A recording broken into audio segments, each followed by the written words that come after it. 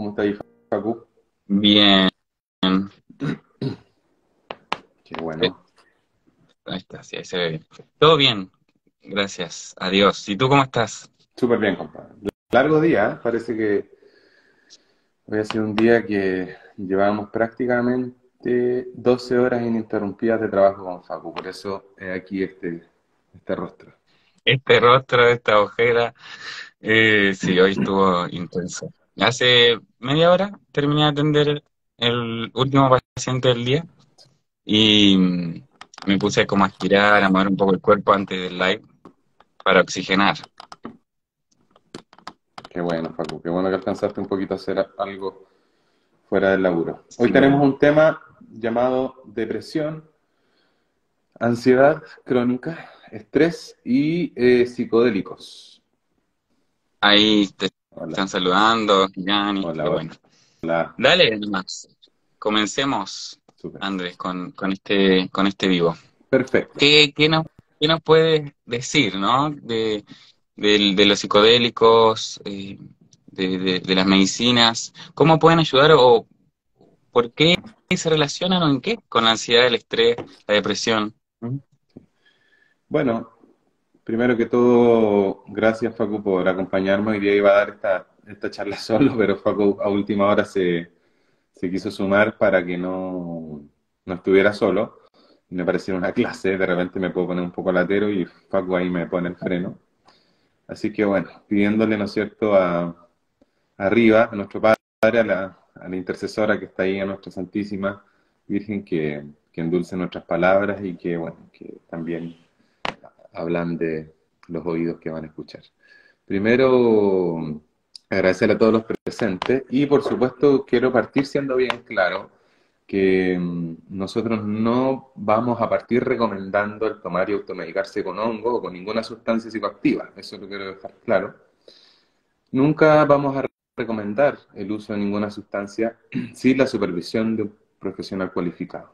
Pero somos conscientes también que hay gente que la consume y la buscan consumir y lo van a hacer igual. Entonces, he aquí algunas sugerencias para disminuir las posibilidades de que algunos de ustedes terminen en un hospital psiquiátrico. Y también voy a hacer una mirada, traje mi cerebro, Facu, ¿Ya? traje mi cerebro para más adelante explicar algo importante en relación a, bueno, lo vamos a ocupar más en el curso que vamos a dar de psicoanálisis en el psicodélico. Tal vez alcancemos a pasar algunas cositas rudimentarias que vamos a pasar en ese curso de actualización. En primera instancia, no consumir sustancias sin indicación de algún profesional cualificado. Y en el caso de hacerlo, asegúrense de que el hongo que van a consumir no sea venenoso o el MDMA no sea anfetamina. Exacto. Asegúrense que no se van a intoxicar. En segundo lugar, siempre, en cualquier escenario, deberían estar acompañados por alguna persona, algún profesional que se mantenga sobrio, por decirlo así, ¿no?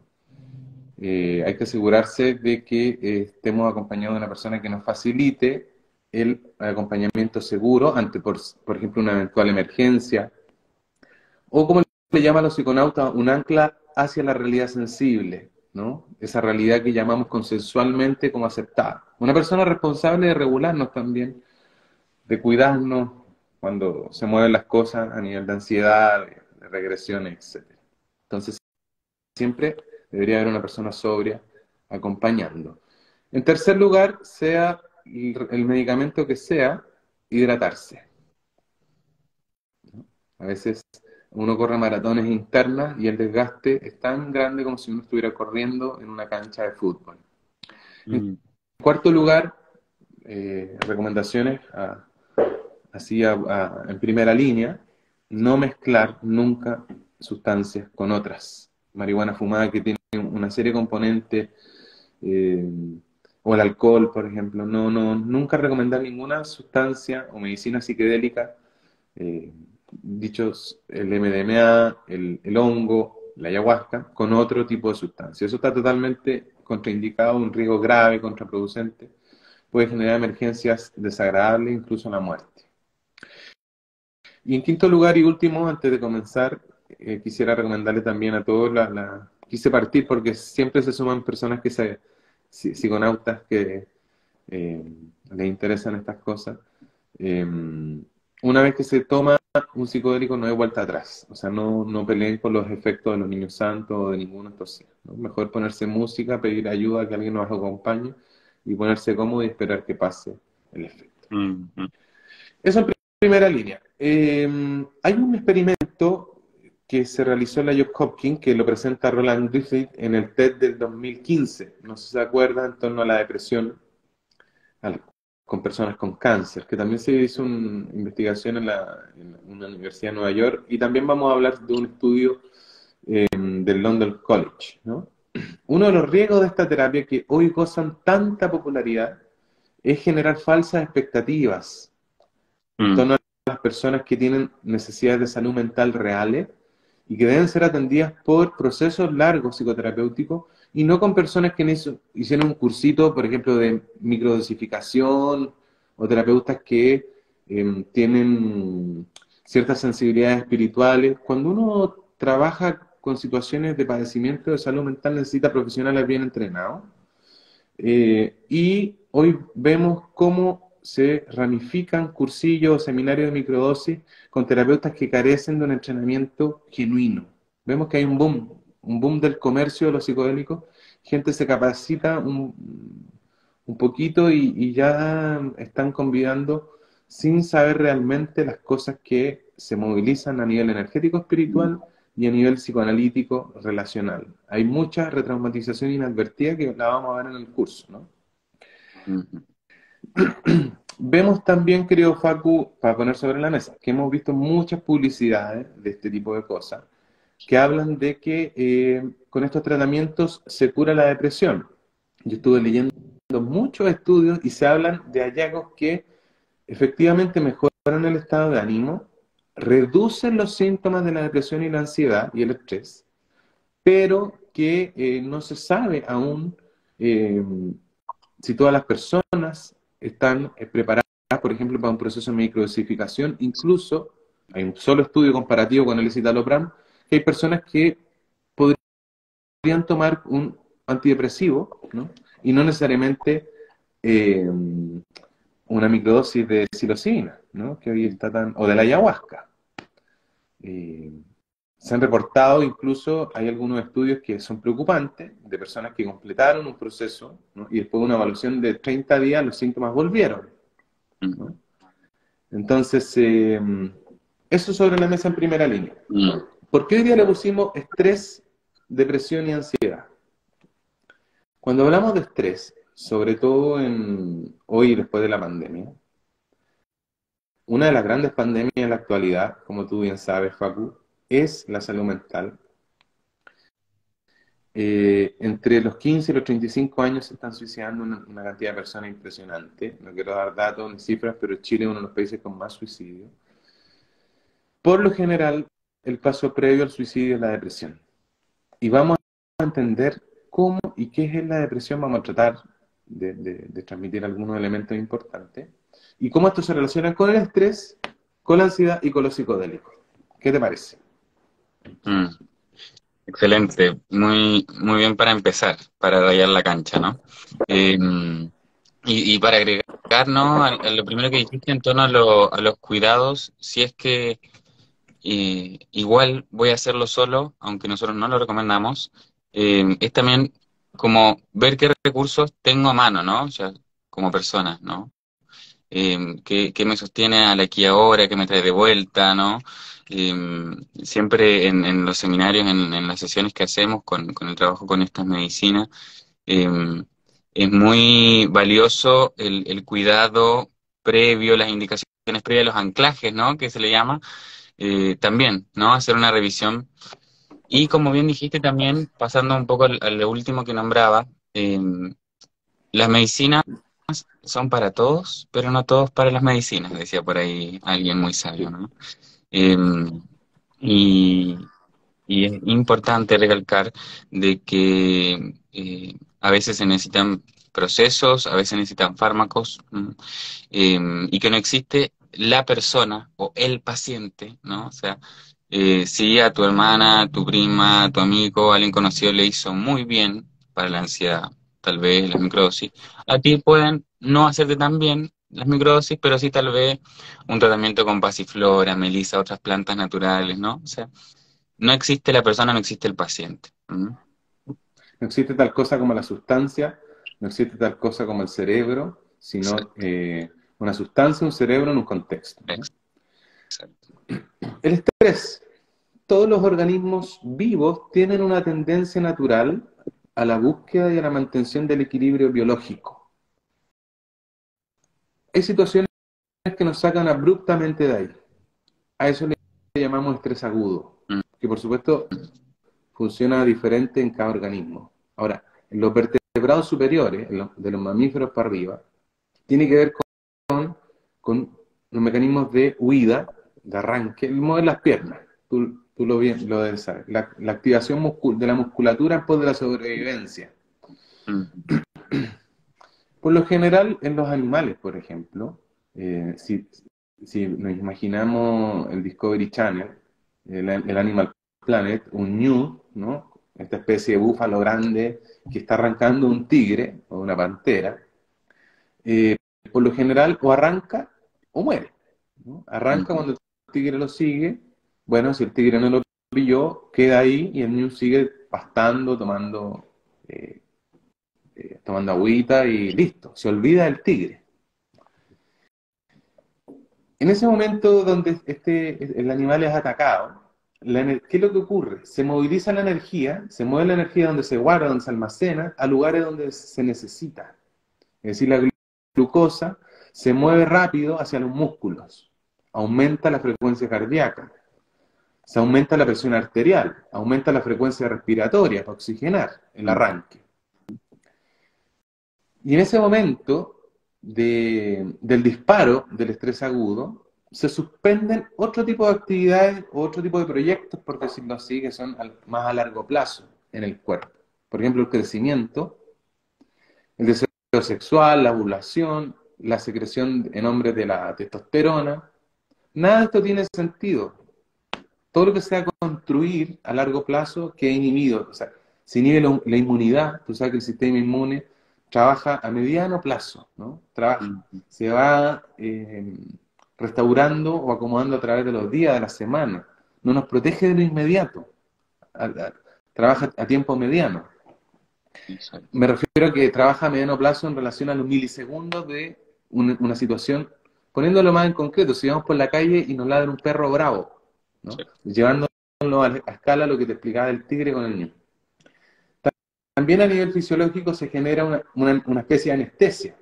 O sea, si el tigre efectivamente muerde al ñu o a la cebra, el ñu después puede seguir arrancando, ¿no? Sangrando. O cuando nosotros en una situación de estrés también podemos seguir corriendo, ¿no? Pacientes que lo han asaltado y le han enterrado un cuchillo y no sienten el dolor hasta que ya pasa el momento de estrés agudo. Uno puede seguir arrancando. La ¿Por qué? activación de Porque la adrenalina, ¿no? exactamente, se agudizan los sentidos y todo se centra en el peligro, ¿no? Exacto. Y se generan ese tipo de respuestas, la adrenalina, noradrenalina, los glucocorticoides, etcétera. Y eso hace que ocurran una serie de fenómenos, que lo estudia la teoría polivagal, que mañana ustedes van a hacer un live. Sí. Por ejemplo, los doctores dicen que se disminuye la formación de orina, porque el líquido se necesita retener para evitar la deshidratación en una situación así de peligro, ¿no? Entonces, todo esto pasa gracias a la activación de una parte del sistema autónomo, que es el sistema simpático, que es donde se enciende la respuesta adaptativa y los mecanismos de sobrevivencia. Cuando pasa el peligro, se activa la otra parte del sistema autónomo, que es el sistema parasimpático. Es decir, cuando el ñu sigue paseando, pastando, ¿no? Y se olvida del tigre. O sea, hay dos posibilidades con tigre. O se lo come el tigre o vivió. Y ahí termina la historia. Uno se puede decir, ¿por qué el Andrés está hablando de cuestiones tan sencillas, ¿no? Tan elementales?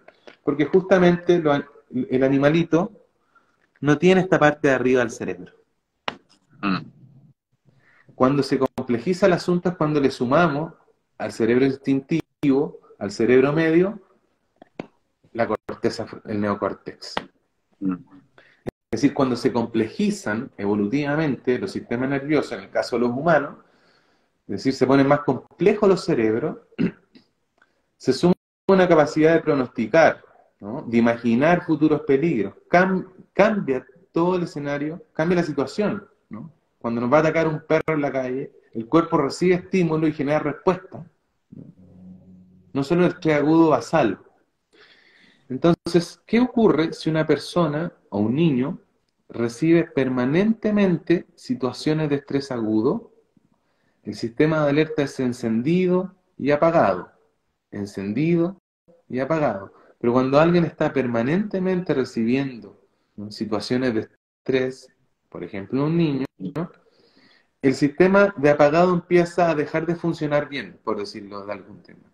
Y esto va a generar lo que se llama en psiquiatría o en neurociencia estrés crónico, ¿no?, que es una de las cosas que hoy día vemos.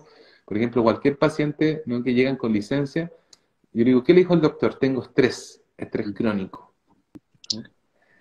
Es decir, a pesar de ser una función tremendamente adaptativa, la respuesta al estrés agudo, es decir, si un perro en la calle me ladra, me ataca, está perfecto que se active la función de alerta.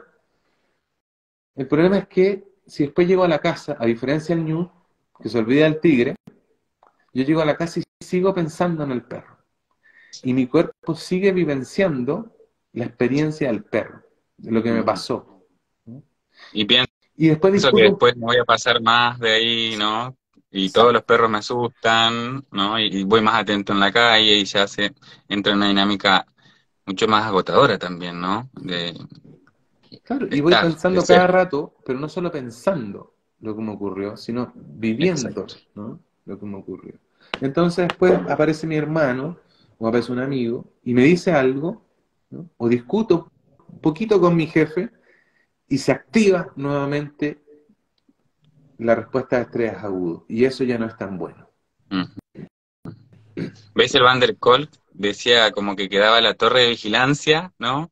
Eh, como El empañada. bombero. Entonces después ya no sé si viene un peligro o no, si va a aterrizar el avión o no, quedo inseguro, quedo con incertidumbre y en estado de alerta constante, ¿no? Sí. A ver, ¿por qué contamos todo esto? Porque aquí se nos entrecruza con la variante de la depresión, ¿no? Que dicen por ahí que la depresión es una enfermedad genética, neuroquímica, pero que a la vez también contempla importantes variantes que se desencadenan por el medio ambiente. O sea, en mitad Mm, de predisposición bioquímica, genética, eh, y otra mitad la aporta el ambiente que desencadena, ¿no?, en la infancia. Y en palabras simples, como dirían los existenciales, la depresión es la incapacidad para apreciar la vida, es decir, es la ausencia de la capacidad de darme cuenta que la vida me gusta, es decir, la percepción del placer está reducida. mm, Poéticamente es como cuando se va tiñendo todo de gris, cuando la vida se va apagando, ¿ya? Que no es lo mismo de la tristeza, ¿no?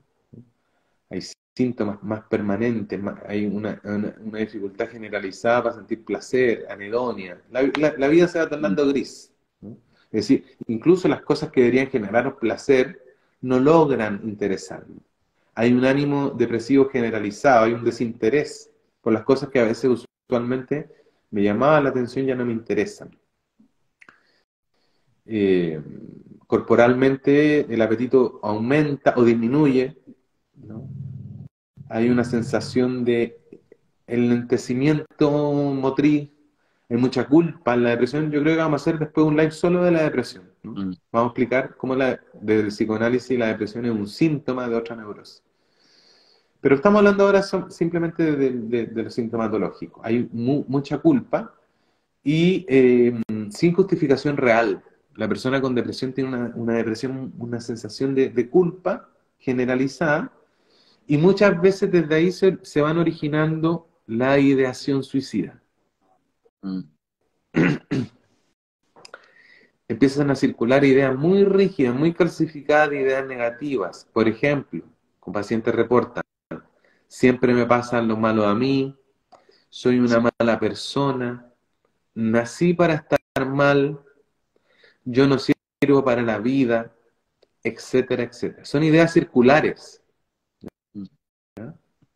Hay un sesgo atencional en la memoria y en la realidad. Solo me focalizo y amplifico las cosas negativas internas y externas.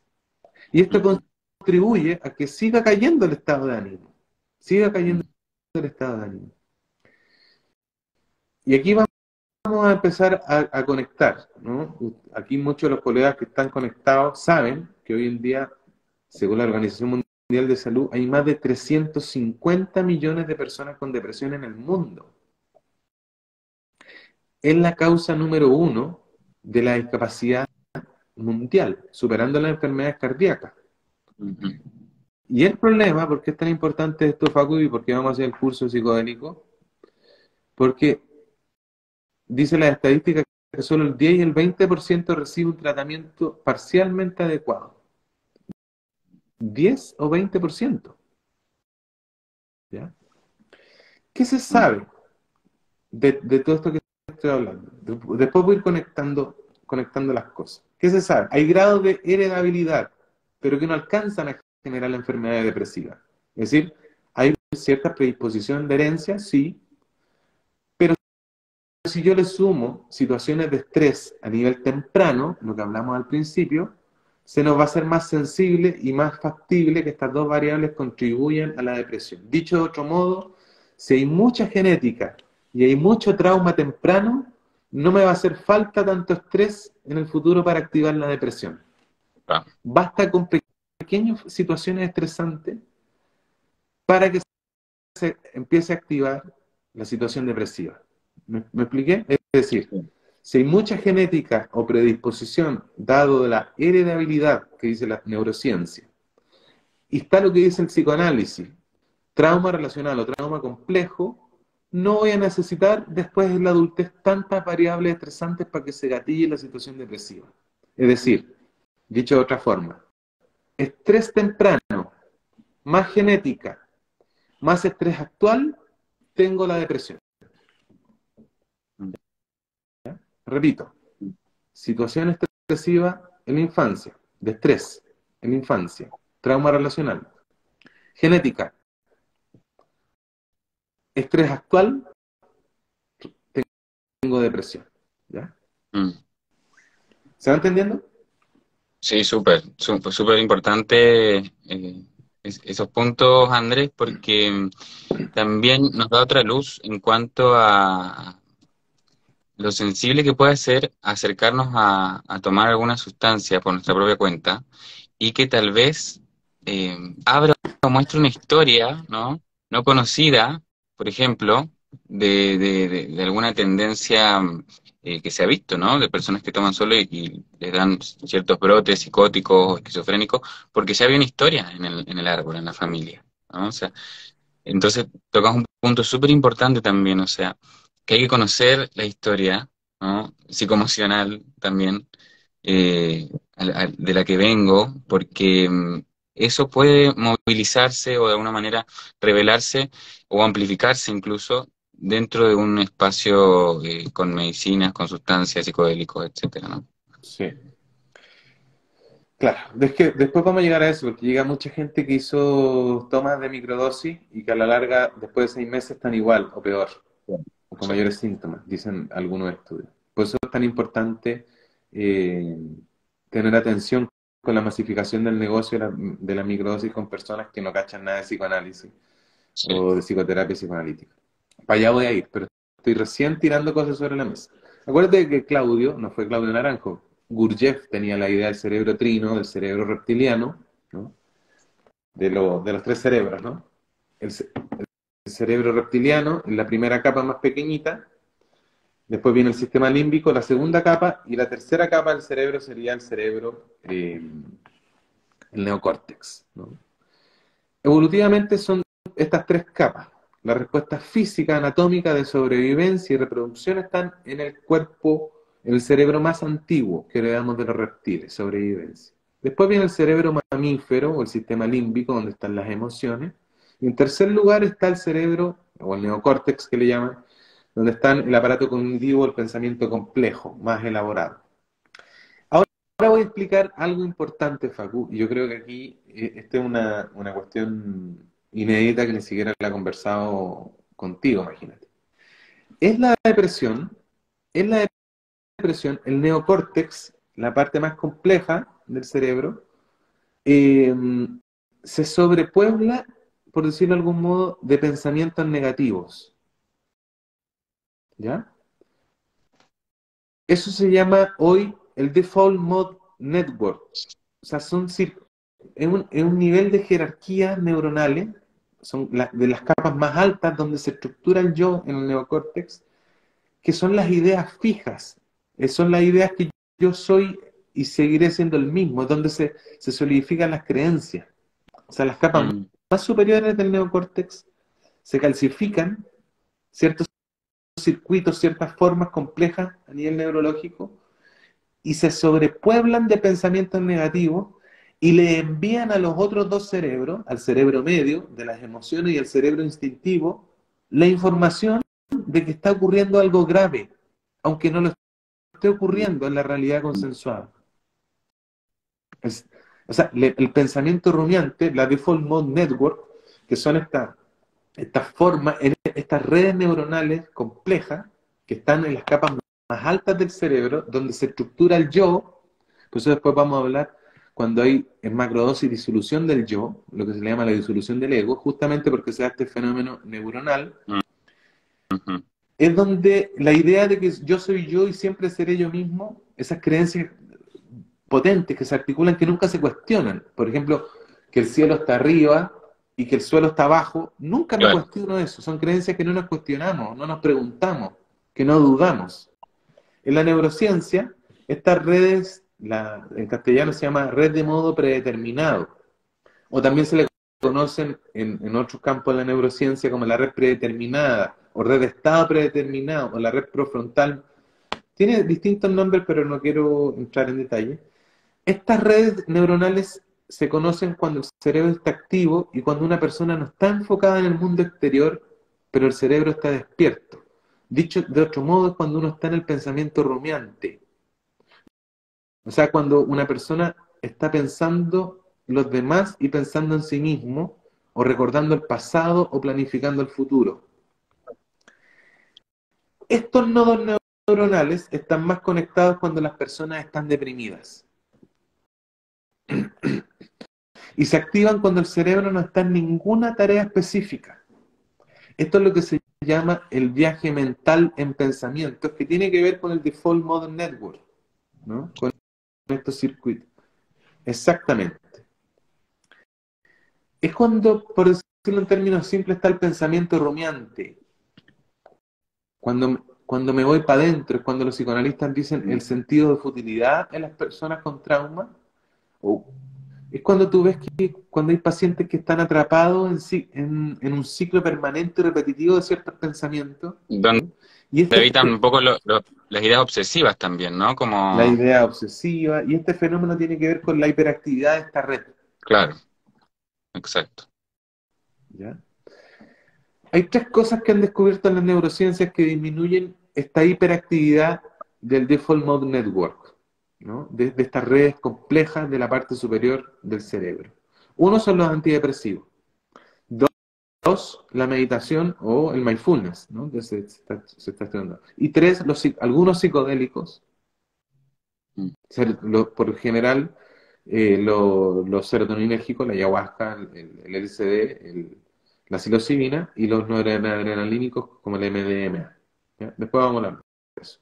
Y yo le agregaría la psicoterapia relacional y el ejercicio físico, ¿no? Que por lo general siempre están mirados en menos, pero a mi entender aportan bastante. Son serotoninérgicos, una buena psicoterapia, un buen ejercicio físico.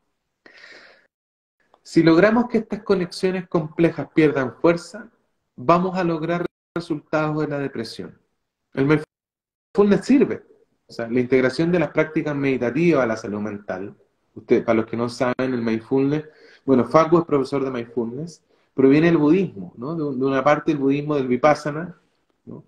Donde el mindfulness, por decirlo así, saca lo folclórico y lo filosófico de las prácticas orientales y se fija en las partes más, adapta a las funciones más clínicas, Sí, por decirlo de algún más modo. técnico también, sí, claro. Ujú. ¿Y qué es? Es el ejercicio de atención presente a los sentidos, a las sensaciones físicas, a los pensamientos, darnos cuenta de que la mente está ahí. O sea, de mantener una apertura a lo que pase, sin juzgar, sin intentar cambiar nada, en la presencia, ¿no? La mente testigo, disponerse a recibir, a observar lo que hay.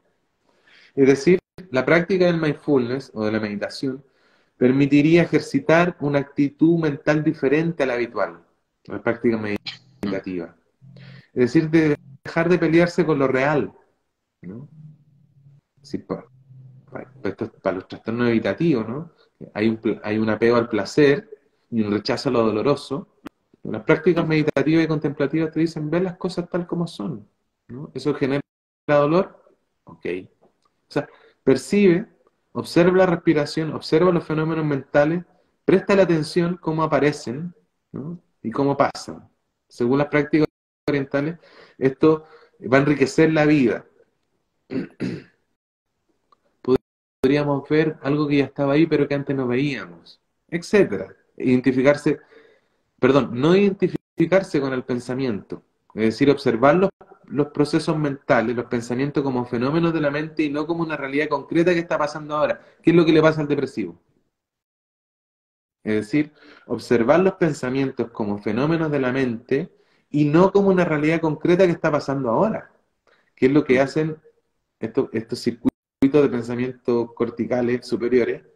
Que son rumiantes, ¿no? Son rumiantes y le Claro. avisan al cerebro medio y al cerebro instintivo que está ocurriendo algo malo, grave, pero que no es real, no tiene una existencia real. Entonces, las prácticas meditativas, por supuesto, que tendrían este beneficio de distanciarme de la película que estoy viviendo, ¿no? Posicionarme en la mente, en el ojo, en el ojo del espíritu, como diría Wilber, ¿no? Y eso requiere entrenamiento. Y es positivo, observar la mente. Y otros beneficios colaterales que podríamos hablar en otro momento, la autocompasión, es decir, reducir el exceso de crítica a uno mismo, culparnos menos, que otra cuestión que Ujú. tiene el depresivo, que se culpa mucho. O sea, podría Y el generar alivio. sentido del humor también, ¿no? Que surge de la práctica de la meditación o de la mindfulness. El sentido del humor de observarse un rato atentamente, sin juzgarse, siempre trae un poco de distensión también, de soltura, de decir, ya, le estoy poniendo mucho, ¿no? O sea, siempre invita igual a eso, un poco Claro, el sentido del humor que también se pierde o no está cuando hay depresión, ¿no? exactamente, Fabio. Exactamente. Cuando hay depresión mayor, depresiones fuertes, eso se Sí. pierde. ¿No? Eso se pierde.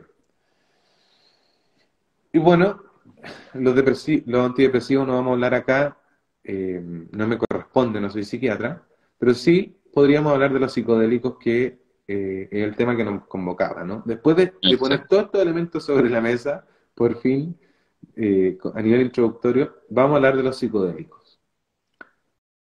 ¿Qué tiene que ver, ¿no? ¿O qué aportan los psicodélicos acá? ¿Qué es un psicodélico? ¿Qué se le conoce como los psiquedélicos, ¿no? Hay una definición que me gusta que dicen que son agentes que producen cambios en el pensamiento, en la percepción, el ánimo, sin producir deterioro cognitivo ni adicción, y generan mínimos efectos colaterales autonómicos. ¿Qué quiere decir autonómico? Palpitaciones, sudoración, agitaciones, o sea, cuestiones que no son relevantes, ¿no? Como efectos colaterales. Mm. Y que usualmente tienen que ver con un contenido también de fondo, ¿no? A veces, que están mostrando, amplificando, ¿no? O sea, importante aclararlo. Si quieres, puedes ahondar en eso, Facu. En el sentido Claro, sí, que hay gente que toma microdosis, por ejemplo, y dice que me puse más ansioso o me sí, palpitó el corazón y dejé de hacerlo. Es muy sí, usual. claro. O estoy más angustiado, ¿no? O me siento peor que antes, ¿no? Y a veces tiene que ver con que en realidad la medicina, en este caso los psicodélicos, o los hongos están llamando a que sientas lo que estás evitando hace tiempo, ¿no? Y sentirlo, bueno, es incómodo, es agradable. Pero usualmente esos efectos colaterales que a veces se les llama o se cree que tienen que ver con amplificaciones de, de cosas que se están regulando también, por ejemplo, la sudoración, ¿no? O el estar más somnolento, ¿no? Tiene que ver también con regulación del sistema nervioso que dan estas medicinas, ¿m? Y que actúan sobre todo cuando uno los toma por primera vez. ¿M? Sí. Bueno, los estudios que más vigentes, más potentes son justamente, bueno, tú sabes, Rocco, que yo más de 12 años dirigí todos los sábados sesiones rituales de ayahuasca de San Pedro. Hoy estamos trabajando bastante con la psilocibina. La psilocibina es un componente que se encuentra en los hongos, en varios hongos, pero en general los psilocibes. Y los honguitos han sido utilizados por todas las culturas de hace miles de años, ¿no? Un fármaco súper interesante con un potencial enorme para la depresión resistente. ¿Por qué? Hay datos que dicen que el 70% de las personas que toman antidepresivos no responden al primer psicofármaco que toman. No cursa efecto, ¿no? Hay un 67% de estas personas que quedan con síntomas residuales que tampoco responden.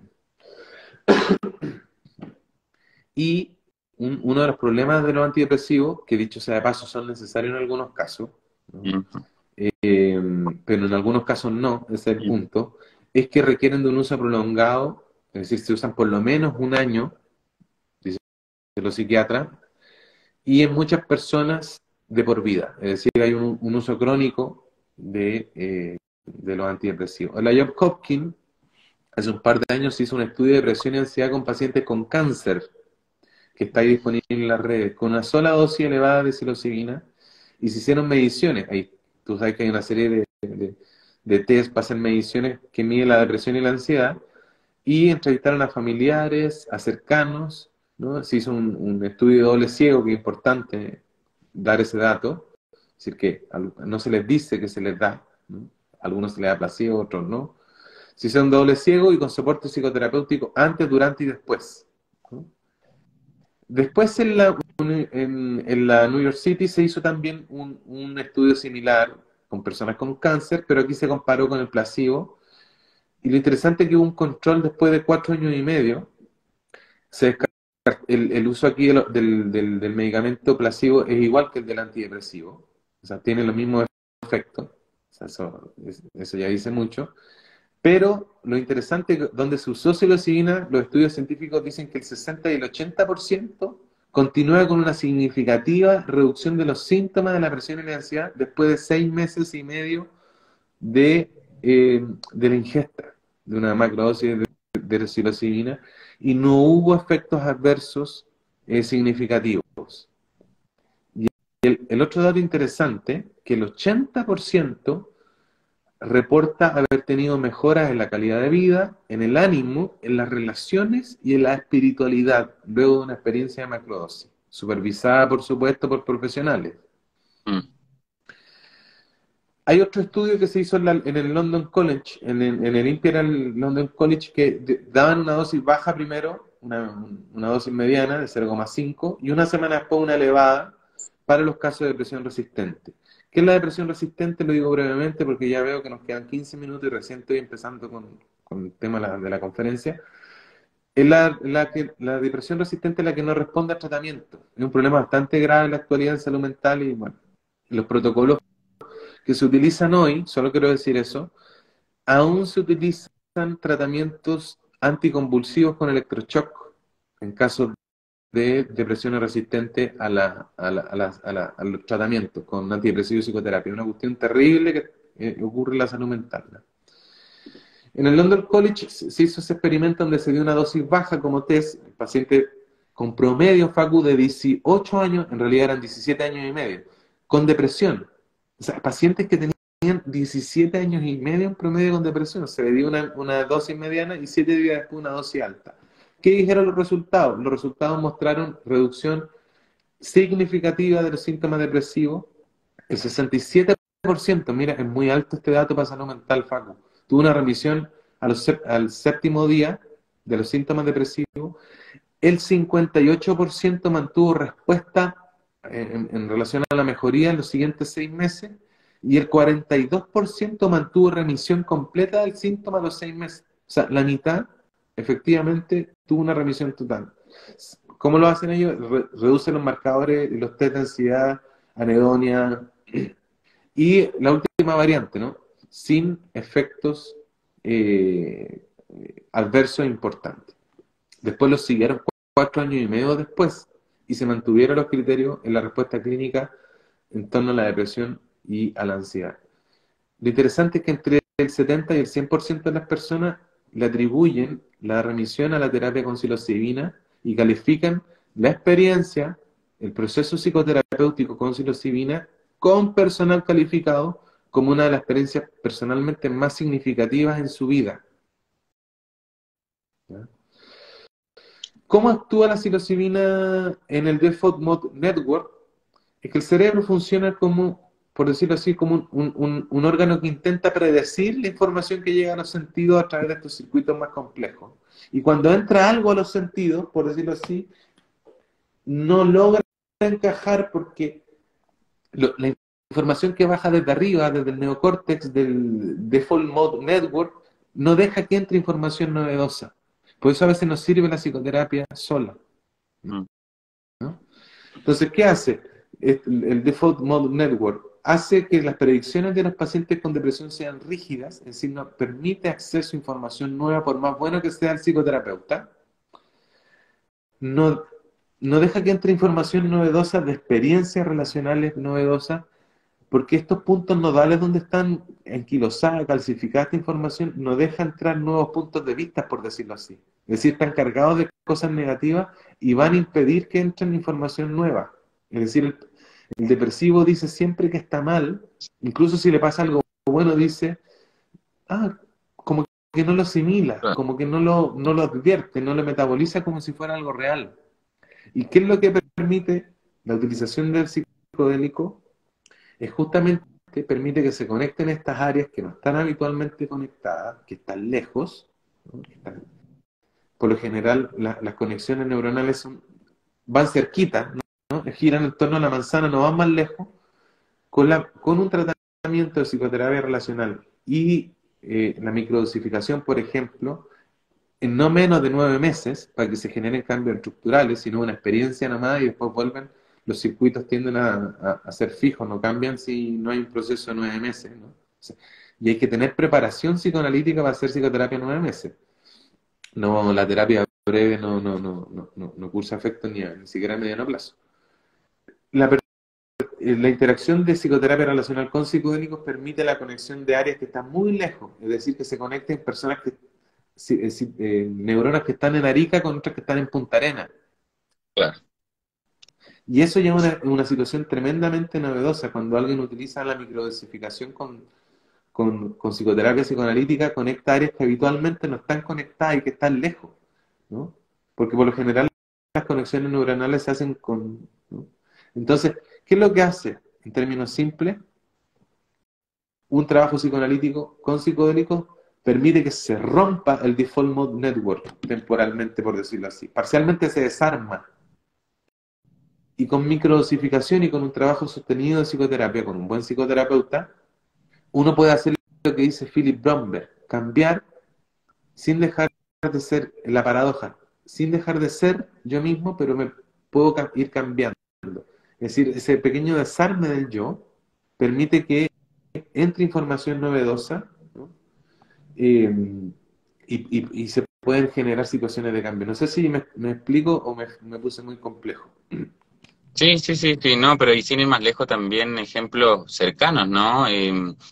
Nosotros llevamos años acompañando a pacientes con microdosis, ¿no? En psicoterapia y justamente lo que dice es bien concreto y real. O sea, los cambios en la forma en la que se relacionan con ellos mismos y con situaciones usuales, eh, las formas y modos en cómo se expresan, en cómo hoy hablaba con, con una consultante y me decía, puedo observar ahora cuando vienen mis pensamientos rumiantes, pero ya no engancho, ¿no?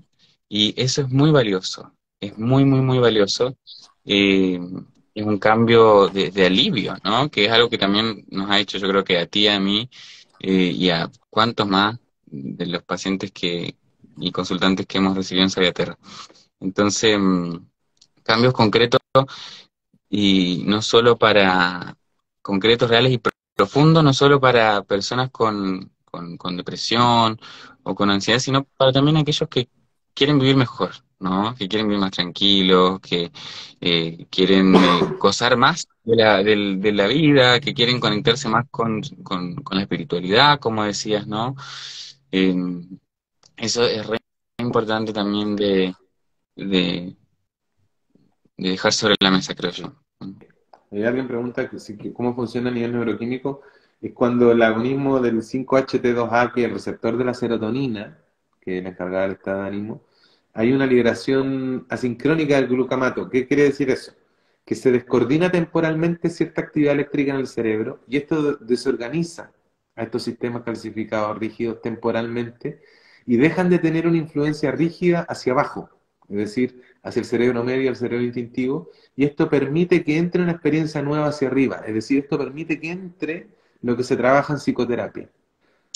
¿Por qué? Si uno toma solo la microdosificación sin una buena psicoterapia psicoanalítica, es como que el honguito, la microdosis, desarme temporalmente estos circuitos rígidos de los Default Mode Network, los desarme, pero después los vuelva a armar.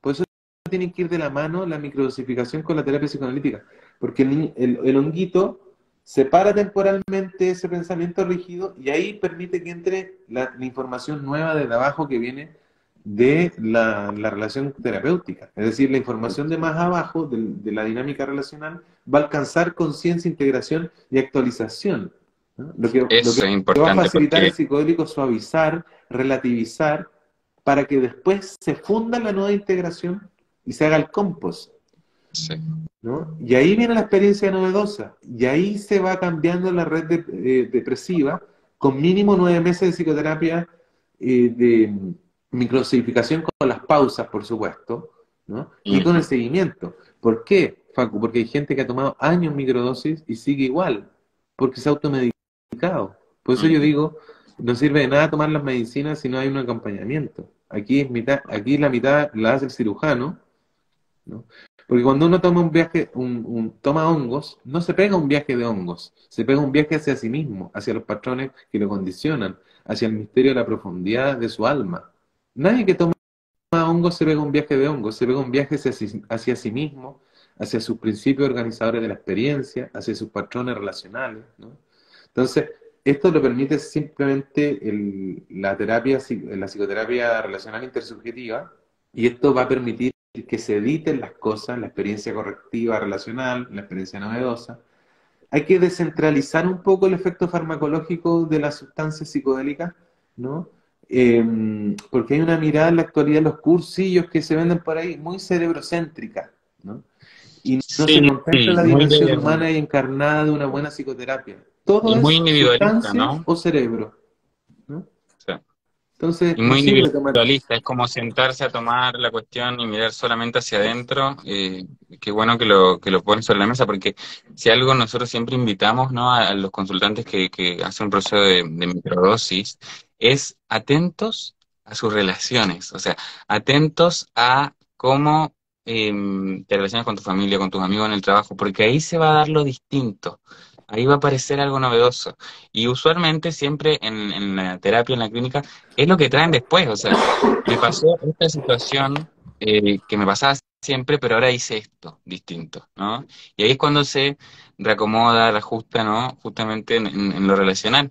Eh, Justamente la psilocibina, ya que estamos hablando precisamente de esto, tiene esa, si lo leemos, ese símbolo, ¿no? En la Tierra que se relaciona todo con todo, ellos, ese micelio que se interconecta con todo lo que está por debajo, bueno, justamente en el mismo nivel trabajan. Entonces no sé si la forma es realmente tomarse una cuestión solo en la punta del cerro y taparse los ojos con un antifaz, ¿no? O sea, No, nunca. No, la danza necesita el bailarín, la música y exacto.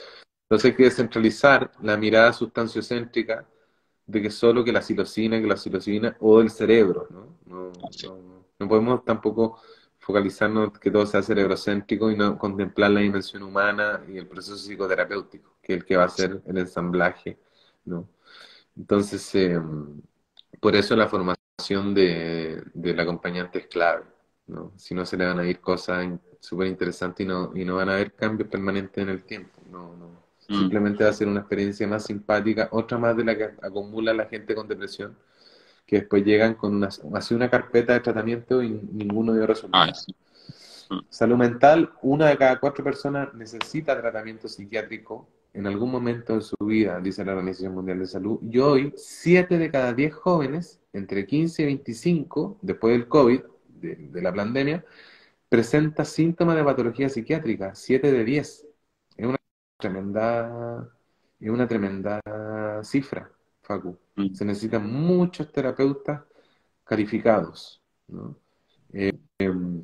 Y como les digo, justamente inescrupulosos ya vieron el negocio y hacen capacitaciones y van a universidades raras a hacer estos shows de capacitaciones que en realidad es un océano de información, pero un centímetro de profundidad, ¿no? Tú veías gente que, bueno, es lamentable.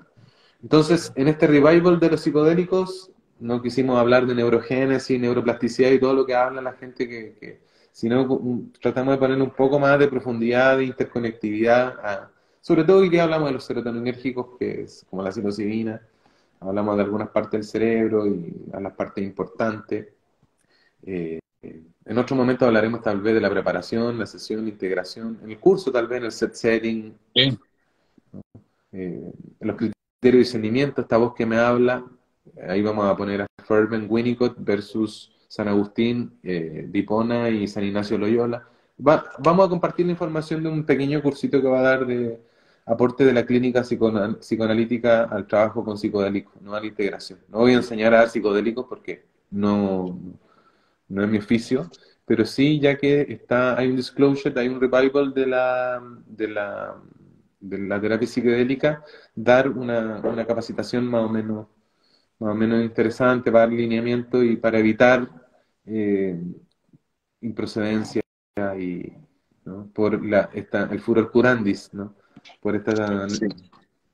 Claro, es importante también aclarar que no necesitas ser psicólogo, psicoanalista, terapeuta para saber sobre esto, ¿no? Es algo que está creciendo mucho, que se está ofreciendo mucho, que seguramente a ti del otro lado te ha interesado probar o lo has probado.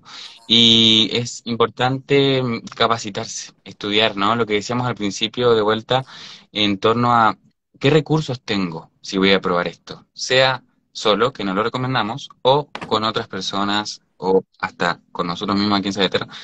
Hay cosas que tengo que saber, porque así voy a evitar dañarme, transgredirme, y tal vez dañar y transgredir a otros también, ¿no? Entonces, eh, este vivo y todos los vivos que hacemos son para información general, ¿no? No son para eh, para psicólogos, terapeutas o personas que trabajen en área Divulgación de de salud. información importante y Divulgación valiosa. de información importante. Bueno, perdón lo cansado, tal vez lo enredado, no estaba tan lúcido hoy, hemos trabajado bastante. Facu, quería preguntarte, mañana está confirmado tu live, ¿a qué hora? Para dejar Sí, a los amigos. mañana a las 7 vamos a tener un live con Julio, Julio Quinto, nuestro un amigo. médico de Perú, un gran amigo nuestro de la casa, que vamos a hablar un poquito más sobre el trauma, el cuerpo, Medicina un relacional, la poco. interacción con Sí, psicofármacos, exacto. con los Sí, vamos a pacientes. hablar de varios temas, si nos da el tiempo. Así que los espero mañana a las 7 por aquí mismo también. Y gracias a todos los que comentaron, los que preguntaron, que no llegamos a responder. También gracias. eh, y gracias, Andrés. Muy, muy, muy interesante y muy, muy preciso lo que compartimos hoy. Siempre nos queda corto, pero bueno, ahí yo creo que gustó, que estuvo bueno. Sí, sí, es que es cortito el tiempo que da el Instagram, pero ojalá que haya quedado de utilidad y que puedan ahí ordenar algunas cosas y bueno, ¿no? Es nuestro pequeño aporte. Sí, Gracias sí, a todos por siempre tirar muy buena onda en los comentarios y saludar y sí, poner tanto cariño y atención. sí. se pasaron todos. Gracias, Gracias, Olivia y Fernando, gracias. Bueno, cuídate mucho. nos Gracias vemos a todas y a mañana todos. por aquí mismo. Mañana en el live de Facu y Julio. Nos vemos. Chao, chao. Cuídense.